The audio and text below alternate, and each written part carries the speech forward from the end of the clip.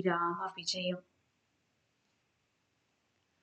మరాఠీ మూలము శ్రీధర కవి గారికి నమస్కార సాష్టాంగ ప్రణామాలు.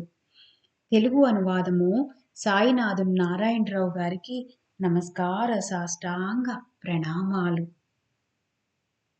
తిరుమల తిరుపతి దేవస్థానము తిరుపతి వారికి నమస్కార సాష్టాంగ ప్రణామాలు. అధ్యాయము 37. శ్రీ గణేశాయ నమః. శ్రీ సీతారామచంద్రాభ్యాం నమః. శ్రీ సచ్చిదానంద సమర్థ సద్గురు సాయినాథ్ మహారాజ్ కి నమస్కార సాష్టాంగ ప్రణామాలు. రాఘవ కరుణాకర నీకు జయము. అజకుల భూషణ మనోవిహార రావణనుజు పాలక సమరధీర మిత్రపుత్ర హితప్రియ ప్రతాప సూర్య వంశ వివర్ధన మయజామాత కుల కానన విచ్ఛేదన సకల బృందారక బంధ విమోచన ఆనంద సదన అక్షయ కౌసల్య హృదయ అరవింద భ్రమర భరత నయన పద్మ దివాకర సౌమిత్రి ప్రాణధార అతి ఉదార అయోధ్య ప్రభో బ్రహ్మానంద రఘునందన మిగతా గ్రంథ రచనను నాచే పలికించు. ఓ జగన్మోహన నీ లీలలు నీ మాటలు యథార్థమైనవి. పండితులారా సావధానంగా ఆలకించండి. 36వ అధ్యాయంలో రాజాది రాజైన రఘునందనుడు సింహాసనాన్ని అధిష్ఠించారు. ఆ పురాణ పురుషుడు 11,000 సంవత్సరాలు నిర్విఘ్నంగా రాజ్యపాలన చేశారు. అయోధ్య ప్రజలు సకల మానవాళి ఆనంద భరితులయ్యారు. విదేహరాజు నందిని జగన్మాత ప్రణవరూపిణి అయిన అయోధ్యారాణి ప్రథమ గర్భం ధరించింది. 6 మాసాలు నిండగానే జానకి రఘునందనుడు సీమంతం చేయించారు. ఆ సంరంభం సంపూర్ణంగా వర్ణించడానికి ఆదిశేషునికి కూడా అలవి కాదు. సీతా పరిత్యాగము.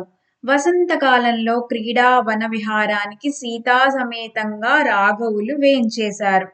ఆ వనం నందనవనం కన్నా శోభాయమానంగా ఉంది. వృక్షాలన్నీ సదా ఫలభరితంగా, సూర్యకిరణాలు కూడా ప్రసరించలేనంత దట్టంగా నిండి ఉన్నాయి. ఆ ప్రదేశంలో సీతమ్మ తల్లి చేయి పట్టుకుని రాజీవ నయనులు విహరిస్తూ నానా రకాల వృక్షాలను సీతమ్మ తల్లికి చూపిస్తూ ఏకాంతంగా ఉన్న సమయంలో రాఘవులు ప్రేమగా, సుకుమారి జనకబాల నీ మనస్సు ఏం కావాలని కోరుతుంది? నీకు ఇష్టమైనవన్నీ తక్షణం తీరుస్తాను అన్నారు. నగు మోహము గల జానకి తల్లి, రఘునందన నా మనసులో ఒక కోరిక ఉంది. నాకు మిగిలిన వాటిపై మోజు లేదు అని తెలిపింది. రాజీవాక్షుడు సీతా సిగ్గుపడక నీ మనసులో ఏముందో నాకు చెప్పు, సత్వరం నేను నెరవేరుస్తాను అని అన్నారు. గంగా తీరంలో పవిత్రులైన ఋషిపత్నులతో కలిసి 5 రాత్రులు గడపాలని ఉంది.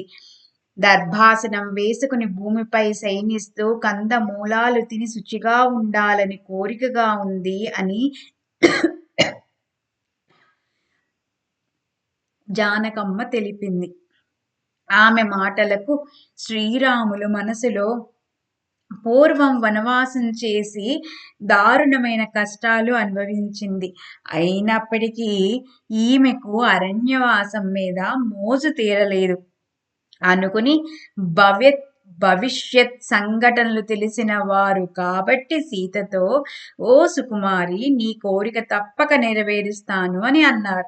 అనంతరం ఒకనాడు రఘువీరులు నగరంలో సంచరించే నగర రక్షకులైన గూఢాచారులను ఇలా ప్రశ్నించారు. మీరు నిరంతరం నగరంలో సంచరిస్తారు కదా, ప్రజలు మిమ్మల్ని గురించి ఏమంటున్నారో దృఢచిత్తులై ఉన్నది ఉన్నట్లుగా ప్రజలు మమ్మల్ని గురించి ఏమంటున్నారో దృఢచిత్తులై ఉన్నది ఉన్నట్లుగా మాకు తెలియజేయవలసింది. పొగిడినా తెగడినా కీర్తించిన నిందించిన మాకు తెలియజేయవలసింది అని కోరారు. ఎటువంటి వార్త తెలియజెప్పినా మీకు ఎటువంటి ఆపద రాదని అభయం ప్రసాదిస్తున్నానని అన్నారు రఘురాములు. అందుకు గూఢాచారులు, రాఘవ, సకల భక్తులు పుణ్యవంతులు అందరూ తమ యశస్సును కీర్తిస్తారు. కానీ దుర్జనుడైన ఒక రజకుడు తన భార్యను హింసించగా ఆమె కోపంతో తన పుట్టింటికి వెళ్ళిపోయింది. రాఘవ, సకల భక్తులు పుణ్యవంతులు అందరూ తమ యశస్సును కీర్తిస్తారు. కానీ దుర్జనుడైన ఒక రజకుడు తన భార్యను హింసించగా ఆమె కోపంతో తన పుట్టింటికి వెళ్ళిపోయింది. చాలా రోజుల తర్వాత తండ్రిని వెంటబెట్టుకుని ఆమె తన భర్త ఇంటికి వచ్చింది. వారిద్దరినీ చూసి రజకుడు కోపావేశంతో మామనుద్దేశించి, ఈమెను ఎన్నిటికీ నా ఇంటిలోకి రానియను, నేను రాముణ్ణి కాను. రావణుడు జానకమ్మ తల్లిని తీసుకెళ్లి బహుకాలం తన ఇంట్లో ఉంచుకున్నా తిరిగి తెచ్చుకున్నారు. నేను రజకుడను, పరిశుద్ధుడను, జనులందరి మురికి మైల పోగొట్టే వంశం మాది. అటువంటి విపరీతాన్ని మేము సహించం. తిరిగి సీతమ్మను తీసుకొచ్చి రఘునాథులు అనౌచిత్యంగా ప్రవర్తించారు. నేను రాముని వంటి స్త్రీలోలుణ్ణి కాను. ఈమె ముఖం నాకు చూపించవద్దు అని ప్రేలాడు. చండాలుడైన ఆ రజకుడు మీ మీద కళంకం మోపాడు అని విన్నవించాడు.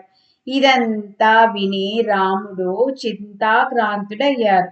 లక్ష్మణ్ణి పిలిపించి జరిగిన విషయమంతా వివరించి, లక్ష్మణ, ఆ రజకుడు వేసిన నింద వల్ల సీతను త్యాగం చేస్తాను అని తన మనోభీష్టం తెలిపారు. రావణునితో సహా రాక్షస వంశ నిర్మూలన చేసి జానకి బాలను త్రికూటాచలానికి తెచ్చినప్పుడు ఇంద్రుడు, ఈశ్వరుడు, సకల దేవతల సమక్షంలో జానకమ్మ తల్లి తన దివ్యత్వాన్ని నిరూపించుకుంది. ఆయన రజకుడు ఈ విధంగా నిందారోపణ చేయడం దుస్సహంగా ఉంది. శరీరాన్ని వదిలిన ప్రాణంలాగా, కోపాన్ని విడిచిన జమదగ్నిలాగా, సంసార లంపటాలను త్యాగం చేసిన తపోధనిలాగా, సంసార భయంతో మమతను వదిలిన యోగిల శ్రీరాముల వారు లక్ష్మణునితో అహింసావాది హింసను విడనాడినట్లు, మౌని వాచలత్వాన్ని వదిలినట్లు, సత్పురుషులు మనసారా పరనిందను వదిలేసినట్లు, శ్రోత్రియులు దుష్టాచారాన్ని పరిత్యజించినట్లు నేను నిజంగా సీతమ్మ తల్లిని వదిలేస్తున్నాను అన్నారు. ఆ మాటలు విన్న సుమిత్ర కుమారుడు మాన్పడిపోయాడు. తిరిగి ఇలా అన్నారు, జానకి రమణ, మూర్ఖుడు మ్లేచ్చుడు సదా వేదాలను దూషిస్తాడు, కానీ పండితులు వాటిని త్యజిస్తారా? ముత్యాలను వాయసం గుర్తించదు కానీ రాజహంస వాటిని వదిలివేస్తుందా? కప్ప భ్రమరాన్ని నిందిస్తుంది కానీ అది ఎన్నటికీ పద్మాన్ని వదలదు. దుష్టుడు మహాత్ములను నిందిస్తాడు కానీ తెలివిగలవాడు రాత్రింబగళ్ళు వారిని పూజిస్తారు. దొంగ వెన్నెలను దూషిస్తాడు కానీ చకోరం వదలదు. అందువలన జానకీనాథ, ఎన్నటికీ గుణసరితైన జానకమ్మ తల్లిని వదలవద్దు. నేనా రజకుని నాలుక ఛేదిస్తాను. బదులుగా శ్రీరాముల వారు అలా చేస్తే లోకమంతా విశేషంగా మనల్ని నిందిస్తుంది. తన తప్పు కప్పిపుచ్చుకోవటానికి రజకుని దండించాడంటారు.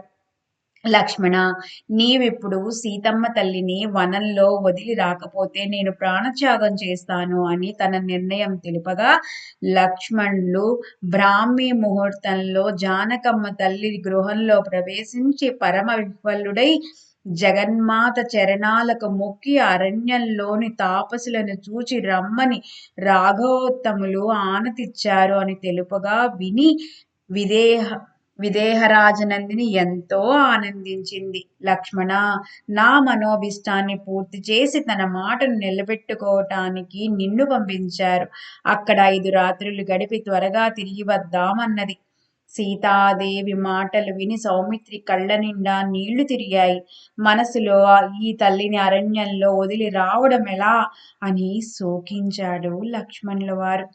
ఇక్కడ జానకమ్మ తల్లి ఆనందంగా ఋషిపత్నులు పూజించటానికి వస్త్రాభరణాలు, వస్తువులు, సౌభాగ్య ద్రవ్యాలు విశేషంగా తీసుకున్నది. సౌభాగ్య సరిత్తు మంగళ భగిని సీతమ్మ తల్లి క్షణంలో రథంలో కూర్చుంది. లక్ష్మణులు రథానికి పరదాలు దింపి నొగళ్లపై తాను కూర్చున్నాడు. ఎవరికి ఈ సంగతి తెలియదు. గంగా తీరానికి రథం చేరగానే అక్కడ ఎన్నో అపశకునాలను జానకమ్మ తల్లి గమనించింది. దారికడ్డంగా పెద్ద సర్పాలు పరిగెత్తాయి. పతి వియోగమని గుడ్లగూబారుస్తుంది. కాకి ఎడమవైపు ఎగరడం, విపరీతంగా శోకించడం లాంటి అపశకునాలు చూచి జానకమ్మ తల్లి మనస్సు కలుక్కుమంది. మరిది అయిన లక్ష్మణ్తో విపరీతమైన ఈ చిహ్నాలు ఎందుకు కనపడుతున్నాయి అని ప్రశ్నించింది. కానీ భూధరావతారుడైన లక్ష్మణుడు బదులివ్వలేదు. కళ్ళ నుండి కన్నీరు కారుతుంటే సౌమిత్రి కంఠం గద్గదమైంది. వెంటనే సీతమ్మ తల్లి తమ్ములతో సహా జనక జామాత సుఖంగా జీవించుగాక, ఆయన శుభము దుఃఖము అంతా నాపై పడుగాక అని ప్రార్థించింది. మరిదితో త్వరగా మనం గంగా తీరం చూచి రఘుపతిని కలుసుకోవటానికి అయోధ్యకు వెళ్ళిపోదామన్నది. కానీ సౌమిత్రి మారు పలుకక నిశ్శబ్దత పాటించారు. తదుపరి నౌకలో జానకమ్మ తల్లిని రథంతో సహా కూర్చుండబెట్టారు. గంగానదిలో దిగి త్వరగా ఆవలి ఒడ్డు చేరి తిరిగి వాయువేగంతో రథాన్ని తోలారు. ఆ అరణ్యం పరమ భయంకరంగా ఉంది. అక్కడ మనుష్య సంచారం లేదు. సింహాలు, సర్పాలు, పులులు అన్నీ అక్కడ వాసం చేస్తున్నాయి. సీతమ్మ తల్లి లక్ష్మణితో, ఏమి ఇక్కడ ఒక్క ఋషి ఆశ్రమం కూడా కానరాదే? భాగీరథి ఏ వైపున ఉన్నది? నన్ను ఎక్కడికి తీసుకుపోతున్నావు అని అడిగింది. విప్రుల వేద ఘోష చెవులు పడటం లేదే? యాగశాలలో స్వాహ వషట్కార ధ్వనులు వినపడటం లేదే అని ప్రశ్నించింది. ఇంతలో దట్టమైన అడవిలోకి రథాన్ని తీసుకువెళ్ళాడు సౌమిత్రి. దర్భాసనం వేసి జానకమ్మ తల్లిని దింపి ఆ స్థలంలో కూర్చుండబెట్టారు. భూగర్భ దివ్యరత్నము వనితా సముదాయతి తిలకమైన సౌందర్య రాశి అయిన సీతామ్మ తల్లిని అడవిలో వదిలిపెట్టారు. ఆమె సుందర ఆకాశంలో నక్షత్ర వలె, ముల్లోకాలలో కూడా కృపాపాత్రమైన ఆమె శరీర కాంతులు అపారంగా వనమంతా విరాజిల్లాయి. చంద్రునిలో మచ్చ ఉన్నది, కానీ అంతకంటే సుందరమైనది జానకమ్మ తల్లి వదనం. మెరుపుల కంటే ప్రకాశంగా ఆమె ఆభరణాలు అలరారుతున్నాయి. ఆమెను దర్భాసనం పైన కూర్చుండబెట్టి సాష్టాంగ ప్రణామం చేసి తలవంచుకుని రోధిస్తూ నిలబడ్డాడు. ప్రదక్షిణ చేసి లక్ష్మణుడి తిరిగి ఆమె పాదాలకు దృఢంగా పట్టుకున్నాడు. మరిది పలికే మంచి మాటలను జానకి మౌనంగా విన్నది. జగన్మాత, రజకుడు నింద వేశాడని రఘునాథుడు నిన్ను ఘోరారణ్యాలలో వదిలి రమ్మన్నాడు. ఆయన ఆజ్ఞ పాలించడానికి నిన్ను అరణ్యంలోకి తీసుకొనొచ్చాను. మీరు రఘుపతి చరణాలను మనసారా స్మరిస్తూ సుఖంగా ఉండండి అని లక్ష్మణుడు అన్న ఆనతి నివేదించాడు. అకస్మాత్తుగా పిడుగుపడి సుకుమారమైన కమలం అంతమైనట్లు సీతమ్మ తల్లి మూర్ఛిల్లింది. లక్ష్మణుడు మనసు రాయి చేసుకుని రోధిస్తూ రథాన్నధిరోహించి వేగంగా తిరిగి వెళ్ళాడు. వనదేవతలను, వృక్ష పాషాణాలను, గజ తురగ పంచననాలను జానకమ్మ తల్లిని రక్షించమని వేడుకొన్నాడు. భూమి, నీరు, కాంతి, గాలి అన్నిటినీ సుకుమారమైన జానకమ్మ తల్లిని కాపాడమని వేడుతూ పవన వేగంతో సౌమిత్రి అయోధ్య నగరం చేరాడు. అక్కడ సీతమ్మ తల్లి మోర్చ నుండి తేరుకొని కళ్ళు తెరిచి చూస్తే లక్ష్మణుడు చాలా దూరం వెళ్ళిపోయాడు. లేచి నిలబడి పెద్దగా కేక వేసింది. చేతులెత్తి, లక్ష్మణా, త్వరగా తిరిగిరా, నేనేం అన్యాయం చేశాను? ఎందుకు నన్ను వదిలి వెళుతున్నావు? నీవు వెళ్ళి త్వరగా రఘుపతితో నన్ను నన్ను వధించమని చెప్పు. ఈ ఘోరారణ్యంలో నేను ఒంటరిగా ఎక్కడికి వెళ్ళేది అంటూ రఘునాథ త్వరగా పరుగున రా అంటూ పెద్దగా కేక వేసింది జగన్మాత. వనంలోని జంతువులు, వృక్షాలు, లతలు అన్నీ జానకితో కలిసి రోదించాయి. భూమి బలంగా వణికింది. పక్షులు, పర్వతాలు దుఃఖించాయి. ఏనుగులు, పులులు దుఃఖంతో మూర్ఛిల్లాయి. సీతమ్మ తల్లిని చూచి హంస ముత్యాలహారాన్ని విడిచి శోకించింది. నెమలి నృత్యాన్ని మరిచి విలపించింది. పక్షులు తమ రెక్కలతో సీతమ్మ తల్లికి నీడనిచ్చాయి. వాటి ముక్కులతో నీరు తెచ్చి సీతమ్మ తల్లి పైన చిలకరించాయి. అడవిలో ఆవులు తోకతో సీతమ్మ తల్లికి గాలి వీచాయి. వనదేవతలు కూడా సీతమ్మ తల్లిని చూచి దుఃఖించాయి. అరణ్యంలోని జంతు సముదాయమంతా పెద్దగా రోదిస్తూ తమ శత్రుత్వాన్ని మరిచి విపరీతంగా విలపించాయి. హే రామా, హే రామా, హే రామా, హే రామా అంటూ సీత ప్రగాఢంగా దుఃఖించింది. సీతమ్మ తల్లి దుఃఖాన్ని చూచి తీగలు, పొదలు, బావులు, ఏర్లు, నదులు అన్నీ పరితాపంతో సంచరించాయి. హే రామ, రాజీవనేత్ర, పవిత్రురాలైన నన్ను ఎందుకు త్రుజించావు? నీవు దీన దయాళుడివే, నన్ను ఎందుకు విస్మరించావు? నన్ను ఎందుకు ఒంటరిగా వదిలిపెట్టావు? నన్ను ఓదార్చేవారెవరు? నాకు నీవు తప్ప ఎలాంటి ఆధారమూ లేదు. రాఘవ, నాకెందుకింత అన్యాయం చేశావు? కృపాసాగర, కోదండపాణి, నా మొర ఆలకించకుండా నన్ను ఘోరారణ్యంలో వదిలిపెట్టావు. పుట్టినప్పటి నుంచి నేనే తప్పు చేయలేదే. కలలో కూడా ఎవరికీ హాని చేయలేదు. కానీ పూర్వజన్మలో ఏం చేశానో నాకు తెలియదు. బహుశా అదేమన్నా అనుభవానికి వచ్చిందేమో. నీవు కరుణాకరుడవు, అనాథబంధు. నేను నీ దాసిని, హీనురాలుని, పామరురాలిని. నన్ను అలక్ష్యం చేయవద్దు. నా సర్వస్వం నీవే. ఓ దాసరథి, నాపై ఎందుకు దయ కలగలేదు?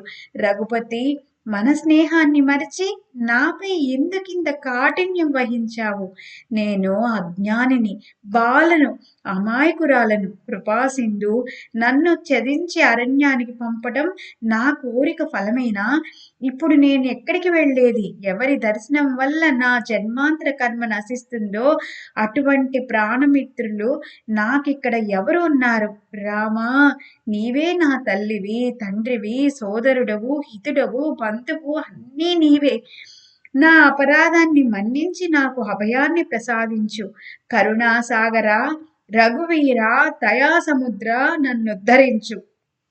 సదా నిన్ను ధ్యానం చేసేటట్టు, నీవు నా మదిలో వసించేటట్టు నన్ను ఆశీర్వదించు అని ప్రార్థించింది సీతమ్మ తల్లి. అక్కడ అయోధ్యాపురి చేరి లక్ష్మణుల వారు గుణసింధువైన రఘునందనుడు మ్లానవదనుడై ఏకాంతంలో మందిరంలో కూర్చొని ఉండగా కలుసుకొని శ్రీరామ పాదాలకు మోకరిల్లాడు. కరుణా సముద్రుడైన రాముడు సీతాదేవిని తలుచుకుని కన్నీరు కార్చాడు. అది చూచి లక్ష్మణుడు, రఘురాజా, చిత్రపటంలోని వృక్ష ఛాయ వలె ఈ సంసారమాయ స్వప్నం లాంటిది, ఇది కూడా మిథ్య అని ఊరనించాడు. కానీ అవధుల్లేని ఆ శోక సాగరాన్ని అగస్త్యుని వలె రఘువీరుడు సంపూర్ణంగా ఆపోసన పట్టి మౌనం వహించాడు. వాల్మీకి సమాదరణ. ఇదిలా ఉండగా అక్కడ జనక నందిని అరణ్యంలో దుఃఖిస్తూ పోసాగింది. అనుక్షణం మూర్చిల్లి భూమిపై పడుతూ తిరిగి చేతులు భూమిపై ఆనించి పైకి లేచి సర్వం మరిచి నేను ఇప్పుడు ఎక్కడికి వెళ్ళాలి రాఘవేంద్ర అని రోధించసాగింది. నేను అనాథను, అత్యంత దీనురాలను. ప్రాణం వదిలేద్దామా అంటే ఆత్మహత్యా పాతకం చుట్టుకుంటుంది. రెండవది గర్భహత్య దోషం కూడా సంప్రాప్తిస్తుంది. గుంపులో నుంచి తప్పిపోయిన ఆవు వలె లేడి ఒంటరిగా వనంలో ఉన్నట్లు, నీరు లేకుండా జలచరాలు తల్లడిల్లినట్లు, ధరాజ పత్ని దమయంతి పూర్వం ఘోరారణ్యంలో శోకించినట్లు, బిల్లవేషంలో భవాని ఒంటరిగా అరణ్యంలో సంచరించినట్లు సీతా తల్లి ఏ దారి తోచక కుడి నుంచి ఎడమకు, ఎడమ నుంచి కుడికి సంచరించసాగింది. పెద్ద పెట్టుని రోదిస్తుండగా ఒక వింత జరిగింది. అక్కడకు కందమూలాలు ఏరుకోవటానికి వాల్మీకి ఋషి వచ్చారు. ఆయన త్రికాల జ్ఞానులు, తేజోరాశి. ఆయన జ్ఞానానికి అవధులే లేవు. రామావతారానికి ముందే ఆయన రామకథ రాశారు. ఆయన అరణ్యంలో సంచరిస్తూ ఉండగా జగన్మాత ఆక్రందనలు విన్నారు. సీతమ్మ తల్లిని దూరం నుంచి వాల్మీకి ముని చూసి దగ్గరకు వచ్చి, ఈ శుభ కళ్యాణి ఎవరు? ప్రణవరూపిణి అయిన మూల ప్రకృతియా, అనాది పీఠ నివాసిని నాకు దర్శనమివ్వటానికి అరుదించిందా ఏమి? నా తపస్సు ఈ రూపంలో ప్రకటమైంది అని తలపోశారు. వాల్మీకి దగ్గరకు వచ్చి, మాత, నీవెవరు? ఈ ఘోర వనంలో ఏం చేస్తున్నావు? నీకు ఈ శోకాన్ని కలిగించిన వారెవరు అని ప్రశ్నించారు. బదులుగా జగన్మాత, నేను మిథులేశ్వరుని కుమార్తెను, రావణాంతకుడైన రాముని భార్యను. నేను ఏం పాపం చేయకపోయినా నన్ను ఈ ఘోరారణ్యంలో వదిలారు సౌమిత్రి. నేను పరదేశిని, అనాథను. ఇప్పుడు నా తండ్రి మీరే అని జవాబిచ్చింది. వాల్మీకి, ఓ జనని, నా పేరు వాల్మీకి. కోదండపాణి అయిన అయోధ్యానాథునికి బాగా తెలుసు. నీ తండ్రి నా మిత్రుడు. నీవు నా బిడ్డ వంటి దానవు. నీకు 2 కుమారులు జన్మిస్తారు. వారి తండ్రి కంటే పరాక్రమవంతులు. నిన్నెవరైతే బయటకు పంపారో వారికి సరైన చర్య చేయగలరు అని జానకి చెయ్యి పట్టుకుని ఆశ్రమానికి తీసుకువెళ్ళి ఋషి జనాలకు పరిచయం చేయగా, తాత, ఈమెవరు అంటూ వాల్మీకి ఈమె జగన్మాత జానకి అని తెలిపారు. ఋషులు ఈ అనర్థాన్ని ఇంటికెందుకు తెచ్చారు? మేమంతా అమాయక బ్రాహ్మణులం. గ్రామాన్ని, కుటిలజనులను వదిలి ఘోర అరణ్యానికి వచ్చాం. కానీ ఇక్కడ కూడా విఘ్నం వాటిల్లింది. ఈమె అత్యంత సౌందర్యవతి. ఈమెపై ఎన్నో అపవాదులు వచ్చాయి. ఈమె రాక మాకు అనర్థమని అనుమానం కలుగుతుందని అన్నారు. ఒకరు సీత పతివ్రత అయితే వెంటనే భాగీరథిని ఇక్కడకు తీసుకురావాలి. అలా జరగకపోతే ఈ క్షణమే ఈమెని ఇక్కడి నుంచి పంపించి వేయాలి అన్నారు. ఆ మాట విని జనకనందిని భాగీరథితో నగర కులాన్ని తరింపచేసిన ఓ తల్లి, హరిచరణాల నుంచి ఉద్భవించిన జాహ్నవి, బ్రహ్మాండాన్ని చీల్చుకుని స్వయంగా ప్రకటమైన బ్రహ్మ, విష్ణు మహేశ్వరులు, ఇంద్రాది సకల దేవతలు, సప్త ఋషులు, సనత్ కుమారులు కూడా సదా నిన్ను స్తవనం చేస్తారు. నీ నీటిని అణుమాత్రం స్పర్శించిన అపారమైన పాపాలన్నీ భస్మమవుతాయి. తెల్లని దివ్యమైన పూలహారంలాగా నీ కిరీటం తగదగా మెరిసిపోతున్నది. హిమనాగ్ని ఛేదించుకుని ఒక్కసారిగా సాగరాన్ని నింపావు. ఇప్పుడు నా కారణంగా నీవు వేగంగా ఇక్కడికి రావలసిందని ప్రార్థించింది. తరలి వచ్చిన ఆ గంగా ప్రవాహాన్ని చూచి ఋషులంతా భయక్రాంతులయ్యారు. ఉద్విగ్న చిత్తులై ఆశ్రమం వదిలి పారిపోయారు. ఒకరు సీతా అమ్మ తల్లికి నమస్కరించి, మాత, ఆశ్రమం మునిగిపోతున్నది. నీవు తప్ప మమ్మల్ని రక్షించే వారెవ్వరూ లేరు అని వేడుకున్నారు. వెంటనే సీతమ్మ తల్లి గంగాదేవిని ప్రార్థించి ప్రవాహాన్ని నిశ్చలం చేసింది. జనక బాల పతివ్రత, ఇది సత్యమని ఋషులంతా గర్జించారు. ఋషులందరూ కలిసి జానకమ్మ తల్లిని స్తోత్రం చేశారు. మాత, నీ కష్టం చూడలేక భాగీరథి పరుగున వచ్చింది అని పొగిడారు. తదుపరి వాల్మీకి సీతాదేవిని ఆశ్రమంలో గుప్తంగా ఉంచారు. సకల ఋషులు కూడా ఈ విషయాన్ని బయటకు పొక్కకుండా రహస్యంగా ఉంచారు. కుశలవల జన్మ. నవమాసాలు నిండిన తర్వాత శుభ నక్షత్ర శుభదినం నాడు మధ్యాహ్న సూర్యుడు నడినెత్తికి వచ్చిన తరువాత జానకమ్మ తల్లి ప్రసవించింది. వృద్ధ ఋషి పత్నులు పరుగున వచ్చి చూడగా సూర్యచంద్రుల వంటి 2 పుత్రులు కనువిందు చేశారు. చూడటానికి మొదట పుట్టినవాడు పొట్టి, వెనక పుట్టినవాడు పొడవుగా ఉన్నాడు. 2 పుత్రులు ఒకే క్షణంలో జన్మించారు. వాల్మీకి స్నానానికి వెళ్ళగా శిష్యులు పరుగున వచ్చి జానకి కవలులు జన్మించారని తెలిపారు. ఆ మాట విన్నంతనే దర్భ గరికలు చేబూని జానకమ్మ తల్లి వద్దకు వచ్చి శాస్త్రరీత్యా చేయవలసింది చేశారు. పిదప దర్భపై బాలుని పరుండబెట్టి అభిషేకం చేసి కుసుడని నామకరణం చేశారు. నిర్మలంగా విశాలమైన నేత్రాలతో శ్యామ వర్ణంతో రాముణ్ణి పోలియున్నారు.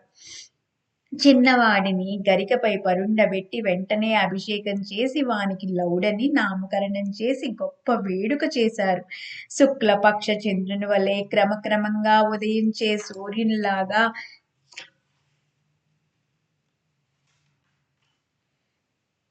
రఘురాముని పుత్రులు సుందరంగా దినదిన ప్రవర్ధమానంగా పెరిగారు. వారిద్దరి ఆలనా పాలన అనుదినం వాల్మీకి చూసేవారు. ఋషి బాలకులతో వారు ఎల్లప్పుడూ ఆటలాడుతూ ఉండేవారు. 7 సంవత్సరాలు నిండగానే ఋషులందరినీ రావించి ఉపనయన మహోత్సవం జరిపించారు. కామధేను 4 రోజుల పాటు కావలసిన పదార్థాలన్నీ సమకూర్చి ఋషులందరినీ సంతృప్తులు చేసింది. అందమైన ఆ బాలురను చూచి చాలా మంది ఋషులు ఎన్నో వరాలు ఇచ్చారు. వాల్మీకి వారి ఇరువురితో వేదాధ్యయనం చేయించారు. 64 కళల్లో పరిపూర్ణలను చేశారు. సకల పురాణాలు కరతలామలకం గావించారు. శతకోటి గ్రంథ సమానమైన రామ చరిత్రను చదివించారు. బాలుర తెలివితేటలు అత్యద్భుతమైనవి. పెక్కురు తర్కంలో వారి ముందు ఓడిపోయారు. అంతా స్వయంగా వాల్మీకి ముని వారికి బోధించారు. ధనుర్వేదం చదివించిన తర్వాత వారికి చేతికి ధనుర్బాణాలిచ్చి యుద్ధగతి మనసుకు హత్తుకునేలాగా మొత్తం నేర్పించారు.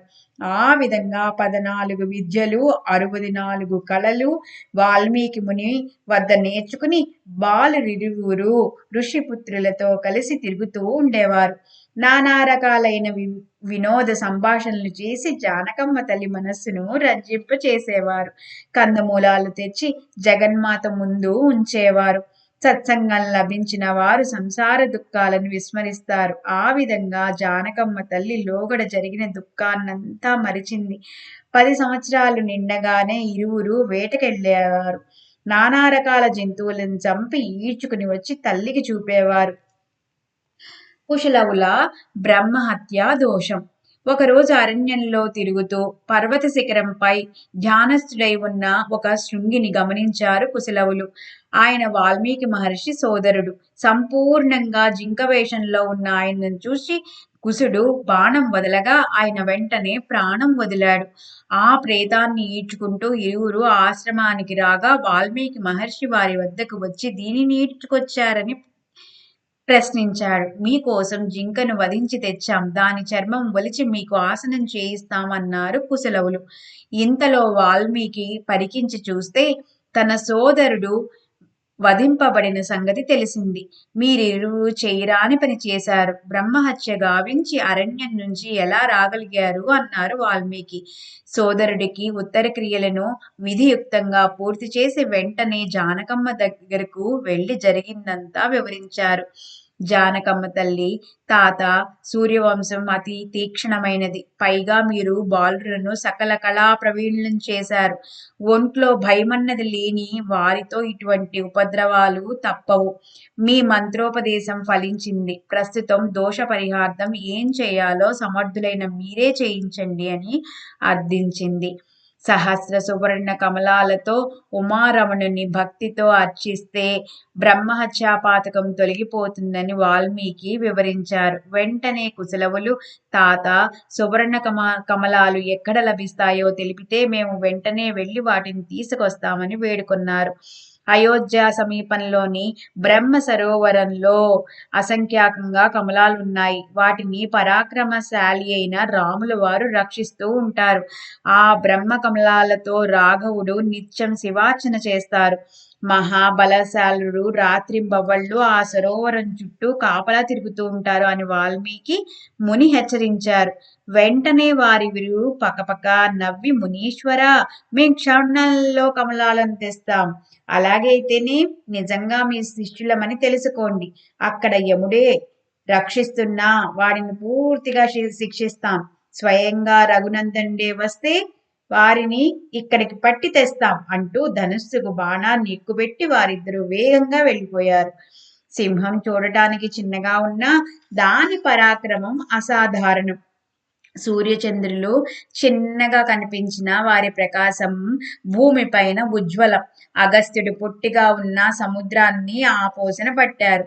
ఆ విధంగా యువవీరులు వేగంగా బ్రహ్మ సరోవరం చేరగా కుశుడి త్రుటిలో కమలాలన్నిటినీ కోసివేశారు. తరువాత అక్కడి సంరక్షకులు సమీపించగానే లవుడు వారిపై శరపరంపరగా కురిపించాడు. చాలా మంది రక్షకులు దివంగతులయ్యారు. మిగతా వాళ్ళు అయోధ్యకు పారిపోయారు. ముని బాలురిద్దరు వచ్చి ఘోర యుద్ధం చేసి కమలాలను తీసుకెళ్లారు అన్న వార్త శ్రీరామునికి తెలిపారు. రఘుపతి ఆ బాలుర శక్తి సామర్థ్యాలకు ఆశ్చర్యచకితుడయ్యారు. ఇంతలో ఇద్దరు వేగంగా కమలాలను తీసుకుని వెళ్లి వాల్మీకి ముందు సమర్పించారు. దానిని చూచి వాల్మీకి ఆశ్చర్యపడ్డారు. పిల్లల అద్భుతమైన శక్తి సామర్థ్యాలను విని జానకమ్మ తల్లి అబ్బురపడింది. నూతన శివలింగాన్ని సిద్ధపరిచి సహస్ర కమలాలతో పూజించగా బ్రహ్మహత్యా పాతకం నుంచి వారు సంపూర్ణంగా విముక్తులయ్యారు. ఒకరోజు లవకుశులిద్దరూ జానకమ్మ తల్లి చరణాలను సృశించి, మేము ఏ దేశంలో జన్మించామో, ఏ గ్రామము, ఏ వంశమో, మా తండ్రి ఎవరో మాకు చెప్పవలసింది అని కుశుడు ప్రశ్నించాడు. అందుకు సీతమ్మ తల్లి ఈ విధంగా సమాధానం చెప్పింది. అయోధ్యానగరంలో అజరాజపుత్రుడైన దశరథుడు ప్రతాపంలో ప్రచండమైన వాడు. ఆయనకు రామ, లక్ష్మణ, భరత, శత్రుఘ్నులు అనే నలుగురు ప్రఖ్యాతిగాంచిన కుమారులు ఉన్నారు. వారిలో రావణుని అంతం చేసిన ప్రతాపవంతుడు మీ తండ్రి. రజకుడు నిందించాడని నన్ను ఘోరారణ్యంలో వదిలిపెట్టాడు అని జగన్మాత కళ్ళల్లో నీరు నిండగా రహస్యాన్ని వెల్లడించింది.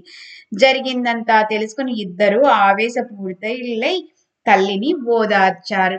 అశ్వమేధ యాగం. అయోధ్యలో 12 ఏళ్ల నుంచి వర్షం పడలేదు. సీతా సాధ్విని క్షోభపెట్టినందుకు లక్ష్మి సమస్తం వెళ్లిపోయింది. నరసంచారం లేని దగ్ధారణ్యంలో అయోధ్యాపురి కళావిహీనమైంది. వర్షం కురవక పశువులు, విప్రులు ఎంతో బాధపడ్డారు.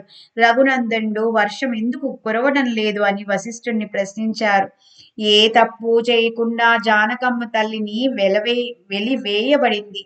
జానకమ్మ తల్లి వంటి హృదయ రత్నాన్ని, సకల పతివ్రత శిరోమణిని బయటకు పంపితే లక్ష్మి కూడా వెళ్ళిపోయింది. అందువలన వర్షాలు కురవడం లేదు. కాబట్టి సంపూర్ణ అశ్వమేధ యాగాన్ని నిర్వహించి శ్యామ కర్ణ గుర్రాన్ని దేశం మీద వదిలిపెట్టాలి అని వశిష్ఠుడు కర్తవ్యోపదేశం చేశారు. ఇందుకు అనుగుణంగా వెంటనే సరయీ తీరాన 1 యోజన విస్తీర్ణ ప్రదేశంలో విశాలమైన మంటపాన్ని నిర్మించి దూతలనందరినీ పంపి మునీశ్వర్లను రప్పించారు. విభీషణ, సుగ్రీవులకు సందేశం పంపగా వారు సైన్య సమేతంగా వెంటనే అయోధ్యకు విచ్చేశారు. నలుడు, నీలుడు, అంగదుడు, జాంబవంతుడు, శరభుడు, గవాక్షుడు, అద్భుతమైన బలశాలురైన అష్టాదశ పద్మ వానరులందరూ విచ్చేశారు. సకల సామాగ్రి వచ్చింది. వశిష్ఠుడు, రఘునందనుడు అశ్వశాలకు వెళ్లి సలక్షణమైన శ్యామకర్ణాశ్వాన్ని ఎంపిక చేశారు. సువర్ణ ఫలకాన్ని తెచ్చి అశ్వం నుదుట కట్టారు. దానిపై వశిష్ఠుడు, దశరథ నందనుడు, రావణాంతకుడు, సురబంధ విమోచనుడు, సకల నృప శ్రేష్ఠుడు, రవికుల మండనుడు శ్యామకర్ణాశ్వాన్ని వదిలారు. ఎవరైనా బలవంతులుంటే ఆ అశ్వాన్ని బంధించవచ్చు. దీని వెంట 16 పద్మదళ సహితంగా శత్రుఘ్నుడు రక్షణగా పంపబడ్డాడు అని రాశారు.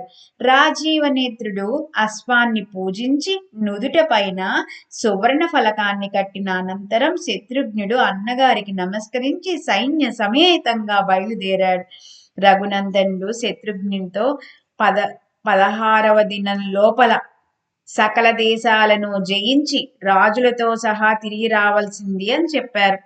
చక్కటి జానకి సువర్ణ ప్రతిమను చేయించి ప్రతిమతో సహా రఘువీరుడు యజ్ఞ దీక్ష వహించారు. కిరణాలలో సూర్యునిలాగా, దేవతల మధ్య ఇంద్రునిలాగా యజ్ఞ మంటపంలో ఋషులందరి మధ్య శ్రీరాముడు శోభిల్లారు.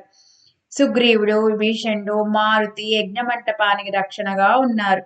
సుమంతుడు భరతుడు, లక్ష్మణుడు నిరంతరం రాఘవుని పక్కనే కూర్చుని ఉన్నారు. ఏ ఏ వస్తువులు కావాల్సి వస్తే అవి వెంటనే సమకూర్చేవారు. ఈ వైభవాన్ని దేవతలు విమానాల నుండి వీక్షించారు. అక్కడ 76 దేశాల మహావీరుడైన శత్రుఘ్నుడు జయించగా సకల రాజులు శరణువేడి బహుమతులు అందించారు. ఆ సమయంలో పాతాళంలో వరుడు మహాయజ్ఞం ఆరంభించాడు. దానికి వాల్మీకిని ముఖ్య అతిథిగా ఆహ్వానించారు. వాల్మీకి ఆశ్రమ రక్షణ విధిని లవకుమారుడికి అప్పగించి పాతాళానికి వెళ్ళిపోయాడు. కుశుడు కందమూలాలు తీసుకురావడానికి అరణ్యంలో సుదూరంగా వెళ్ళిపోయాడు. లవకుమారుడు ఆశ్రమ రక్షణ విధిని పాటిస్తూ వెంట ఇతర మునిబాలకులతో నానా క్రీడలతో వినోదిస్తూ చెట్టు నీడన కూర్చున్నాడు. 8-10 మునికుమారులు అందమైన కోపీనాలతో తలపై శిఖలతో ఆడుతూ పాడుతూ ఉన్నారు. ఇంతలో అకస్మాత్తుగా అక్కడికి శ్యామకర్ణాశ్వం పరుగున వచ్చింది. ఈ గుర్రం చూడరా ఎలా ఉందో అంటూ మునిపుత్రులు లవునికి చూపించారు.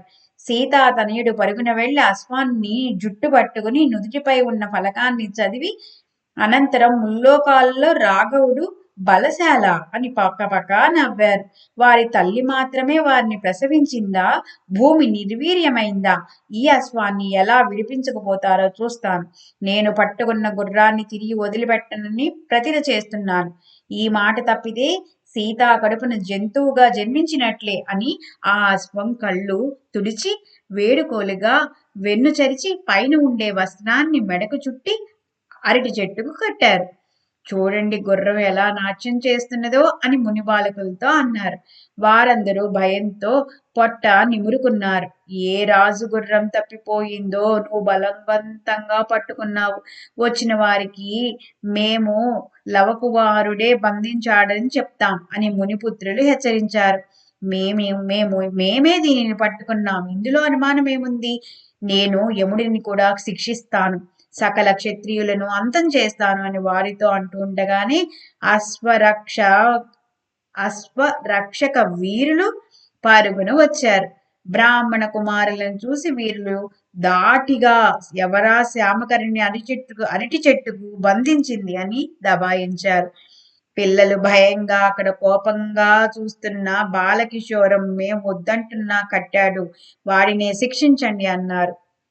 రామ విజయ గ్రంథం పావనమైంది. ఇందులో లవకుశుల అధ్యాయం అమృతం కంటే మధురమైనది. చతుర్లైన భక్తులు శ్రవణం చేయండి. బ్రహ్మానందుడు, శ్రీధరవరుడు, జానకి అమ్మ తల్లి హృదయ కమల భ్రమరమైన శ్రీరాముని చరిత్ర అగాధమైనది. 100 శ్లోక విస్తారమైనది. స్వస్తి. శ్రీరామ విజయ గ్రంథం సుందరమైనది. వాల్మీకి విరచిత శ్రీమద్ రామాయణ మహాకావ్యం ఆధారంగా రచించబడింది. వాల్మీకి మహర్షులకు నమస్కార సాష్టాంగ ప్రణామాలు. చతుర్లైన భక్తులు ఎల్లప్పుడూ ఈ రామకథను శ్రవణం చేస్తారు. శ్రీ సీతారామచంద్రార్పణమస్తు. శ్రీ సాయినాథార్పణమస్తు. 37వ అధ్యాయం మధురం మధురం మధురం. శ్రీరామ రామ రామేతి రమే రామే మనోరమే సహస్రనామ తత్తుల్యం రామనామవరాననే. శ్రీరామ రామ రామేతి రమే రామే మనోరమే సహస్రనామ తత్తుల్యం రామనామవరాననే. శ్రీరామ రామ రామేతి రమే రామే మనోరమే సహస్రనామ తత్తుల్యం రామనామ వరాననే. స్వస్తి. ఓం శాంతి శాంతి శాంతి.